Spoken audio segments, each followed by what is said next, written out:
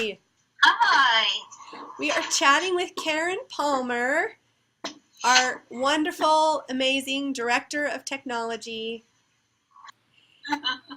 So we were hoping you would talk to us about Google and how did the district end up going to Google and how does it save us money and why did we get the apps that we ended up with and just whatever you want to say about Google.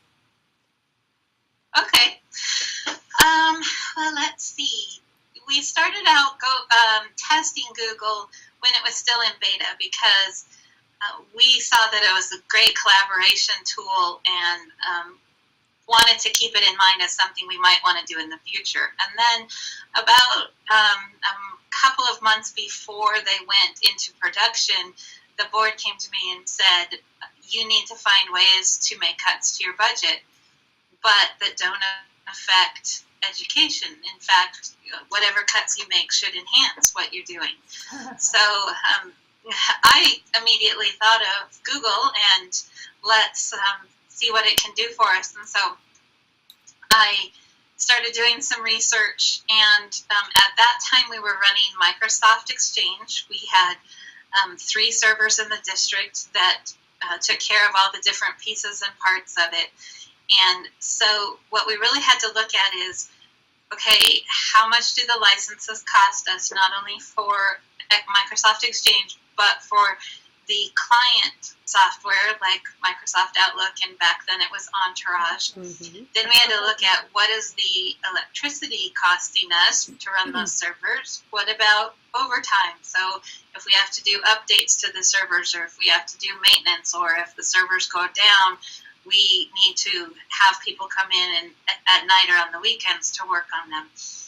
And once we put everything together, we figured that we would save about $250,000 over 3 years by going to Google. That's amazing. So that seemed like a good thing, obviously. The next step was, is it for real? Because everything I read said Google for Education is free, and I couldn't figure out why or how they could afford to do that.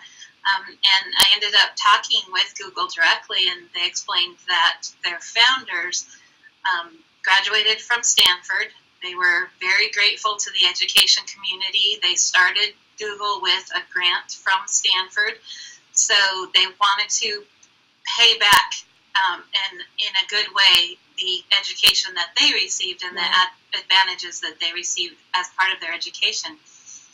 And then they realized we're a global company, so we don't want to do something that's just local to Stanford. We'd like to do something that can affect people in all parts of the world, and that's when they decided to make Google Apps for Education absolutely free.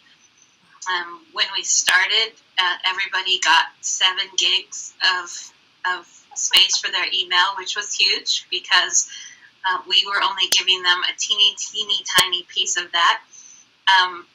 By now, we're up to 30 gigs. Wow. So they give that for every user free. And that's for every user in the district, or? Wow. Yes, that's for every user in the district. That's amazing. That it's free. Yeah. And does that include for our students as well? Yes. Wow. Yeah, and so, really, it's been an amazing transformation for us because a couple of things. We're seeing, we all see the same screens no matter what we look at. So if we are looking at email, whether we're at home, whether at work, we're on a PC, a Mac, a Chromebook, it all looks the same. And that was the first time we were able to do that because prior to that, we had to have different clients, and some were on this one, and some were on that one, and some were on an old version, some were on a new version, and so now everybody has the same thing. We're also able to take advantage of any changes they make, so if they release a new feature, we can adopt it right away, and we don't have to say, hey, your servers are going to be down for the next 2 days while we apply this update and get things running. Right. So, they offer free tech support. We've called and used it. They're very good. Yeah.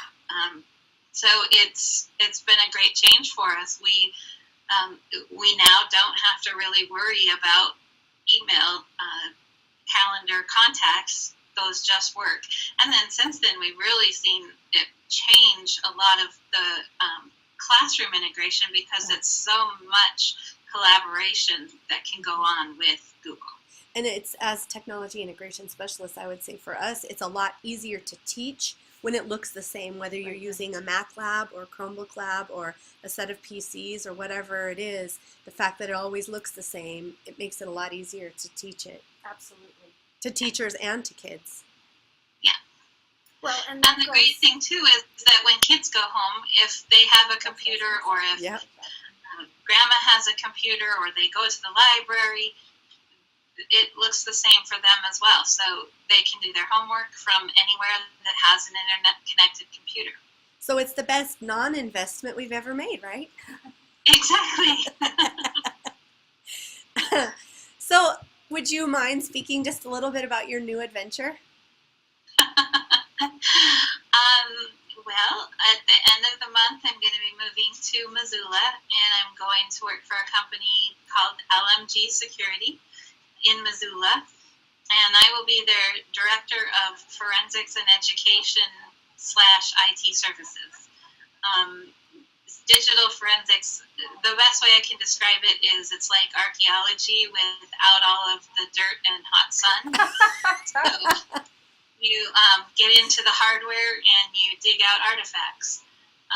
So if a company, for example, suspects that one of their employees is emailing secrets to a competitor, they would ask me to take a look at the computer and see whether or not that is the case. Wow. So those kinds of things. And I'll be doing a lot of training for them as well, but primarily working in the labs with the digital forensics. So at some point we may see Karen Palmer, CSI, right? Yeah, I'm thinking I need a lab coat or something. I don't know. Oh. Yes, definitely, to keep you out of the non-hot, hot sun. Right. Well, thank you on behalf of all 5 people who might be watching this later for what you've done for our district and for the implementation of Google and saving us money and for all of the vast array of things that you've done. We appreciate everything you do and hope you love your new job as much as we've loved having you. Oh, thank you. I appreciate that. And thanks for hanging out with us, too. You're welcome. Okay. All right. Bye. Bye.